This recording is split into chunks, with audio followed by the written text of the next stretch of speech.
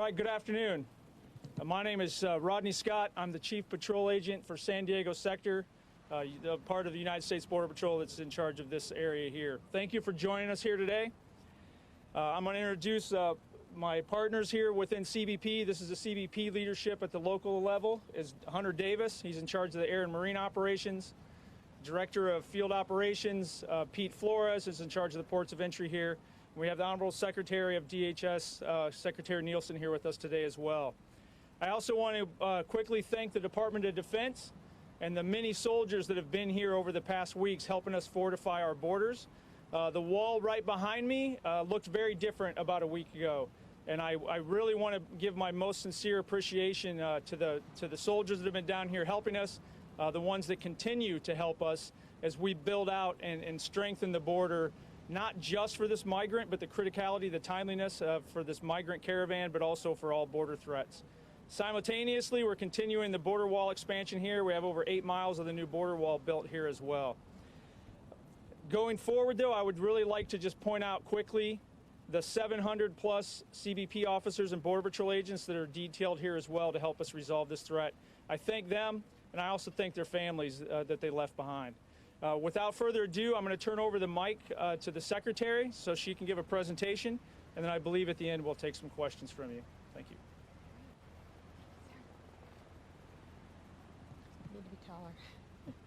Well, thank you, Chief Scott, and thank you everyone for being here today. We greatly appreciate the opportunity to address you, tell you a little bit about what we're seeing and what we're doing about it.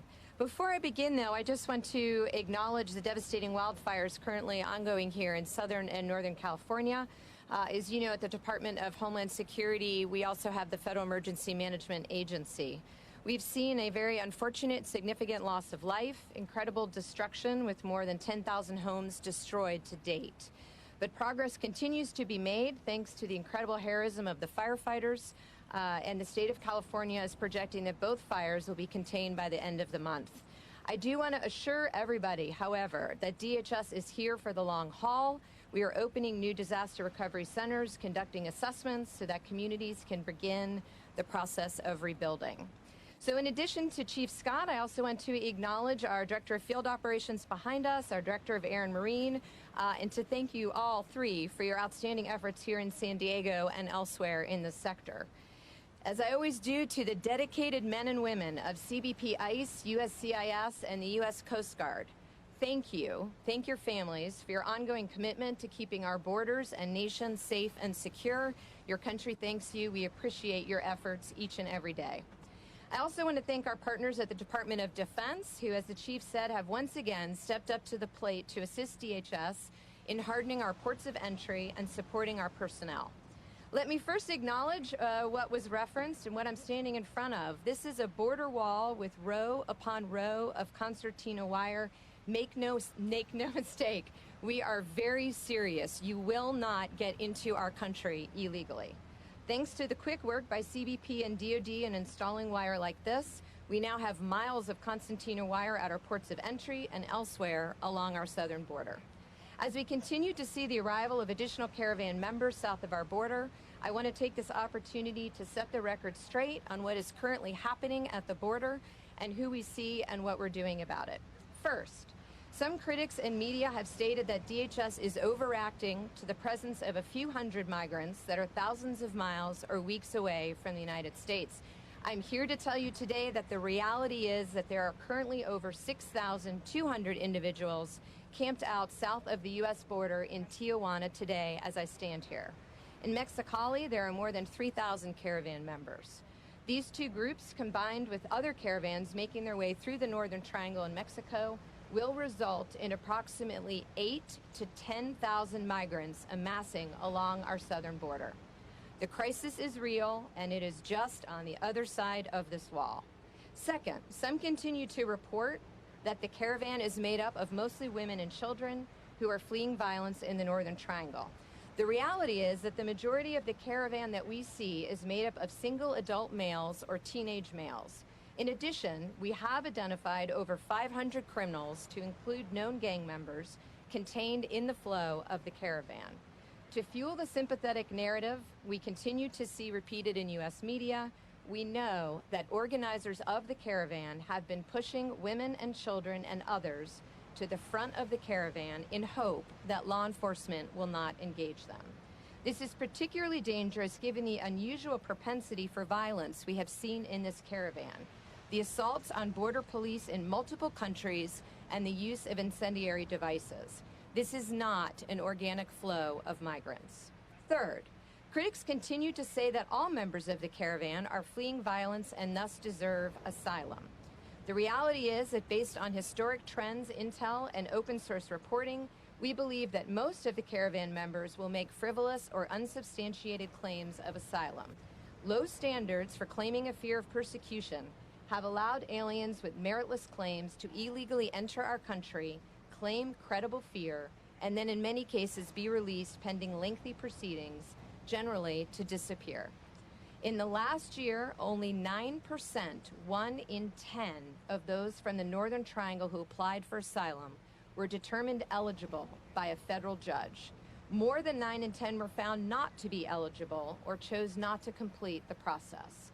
What is clear is that many of those who are here or en route to our southern border via these caravans are economic migrants or are seeking to be reunited with their families already in the United States. Wanting a job is not a basis for asylum under U.S. law. Wanting to be reunited with your family is not a basis for asylum under U.S. law. Wanting to live in the United States, not a basis of asylum under U.S. law. While there are legal ways for individuals to seek all of these outcomes, falsely claiming asylum means that those with legitimate asylum claims are buried in the backlog. Let me be clear, the caravan does not give one a special right to enter this country. Members of the caravan will wait in the back of the line of those already waiting to be processed at our ports of entry. As we are witnessing, caravans are dangerous for migrants. They are preyed upon by criminals, traffickers, and cartels. Our nation is experiencing an unprecedented crisis on our southern border that is the result of specific legal loopholes. I know you've heard me talk about these before, but they are created by poorly drafted federal law and a deeply flawed Ninth Circuit court ruling. It prevents the detention and repatriation of illegal alien minors and family units. The smugglers know these loopholes exist, and they're taking advantage of us and the migrants who do not know any better. Our weak immigration laws have encouraged caravans to try to break our nation's laws. And once again, I call on Congress to do their job and close these loopholes. I refuse to believe that it is too difficult for Congress to do their job in the interest of national security. This administration will not tolerate frivolous asylum claims or illegal entry. If you try to enter our country without authorization, you have broken the law of the United States. You will be detained, prosecuted, and repatriated. In advance of the caravan's arrival, we have hardened ports of entry, deployed the military, and surged resources.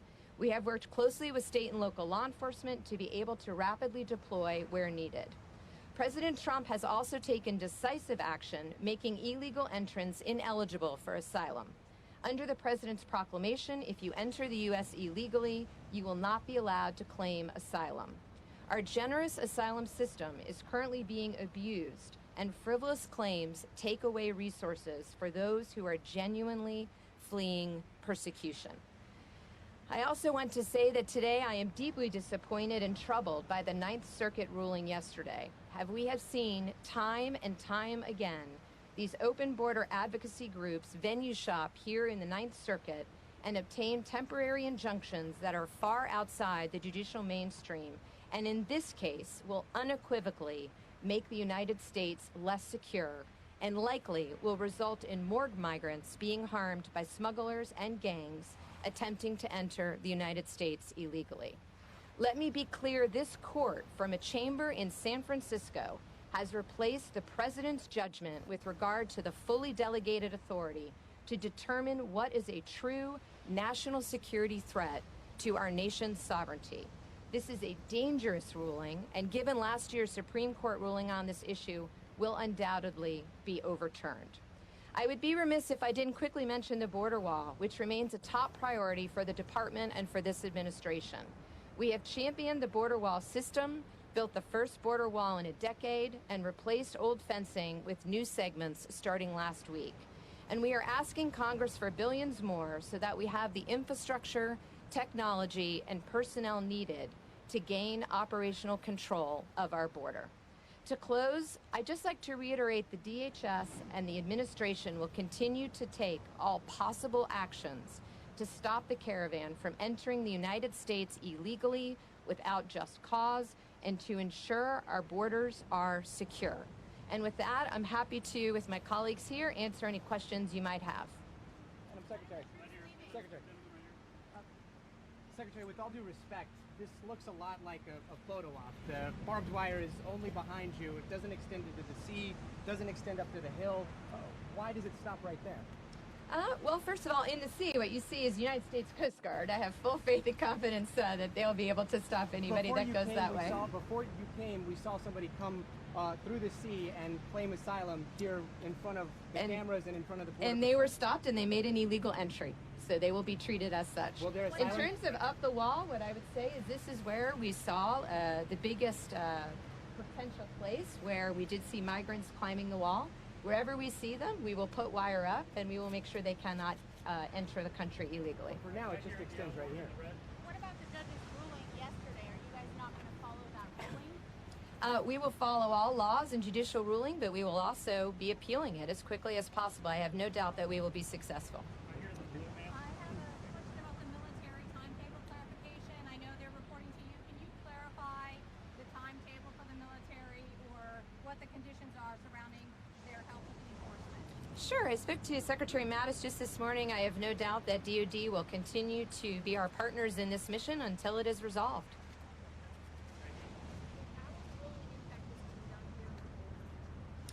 Well, what we're doing is we are looking very carefully at what the judge has ruled, and we will comply with it. Okay, how will this ruling impact the situation that we saw earlier now that they're saying that they can claim asylum if they are crossing illegally? Any asylum claims will be treated with respect to the law, but again, what we will be doing is making sure that this is a safe and orderly process. No one gets to skip the line by breaking the law. You were saying. Secretary, what does it being resolved look like in your mind? A safe and orderly process where we can work with our partners throughout the region. I've spent a lot of time working with the Northern Triangle countries and the government of Mexico to ensure that vulnerable populations are helped as soon as possible in the process so that they do not need to take a dangerous journey and that we do not have a system that encourages smugglers and traffickers to not only cause violence and crime, but to prey on vulnerable populations. Madam Secretary, we've talked about this and there have been questions asked. Do you feel as though the president is breaking the law by taking away that section which says individuals can't cross illegally? That is not only just a United States law, that's an international law. The president's authority to determine who comes into our country and under what circumstances has been upheld by the United States Supreme Court. Right, but he does not make law. The president cannot make law. His authority in this instance has been upheld by the United States Supreme Court. Ma'am, right here, done. Last question.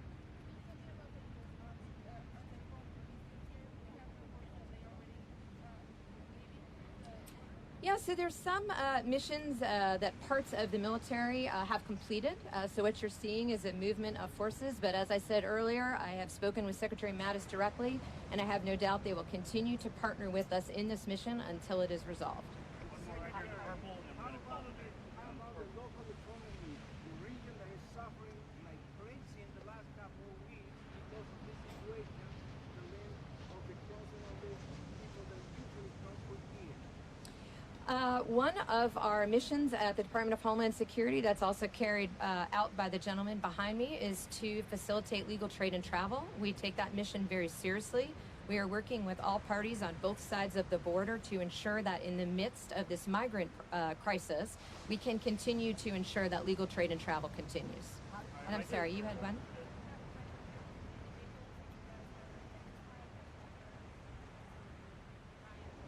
So they're criminals, and some of them are gang members, and those are the ones that we know about. So we will continue to work with our partners to make sure we understand who's in the flow. What you have to remember is that a good portion of this caravan busted through in a violent way the border between Guatemala and Mexico. We don't know who they are, so we are working to find out who they are. What we do know, though, is at least 500 of them are criminals and gang members. Thank you guys. How do you know that? How long will the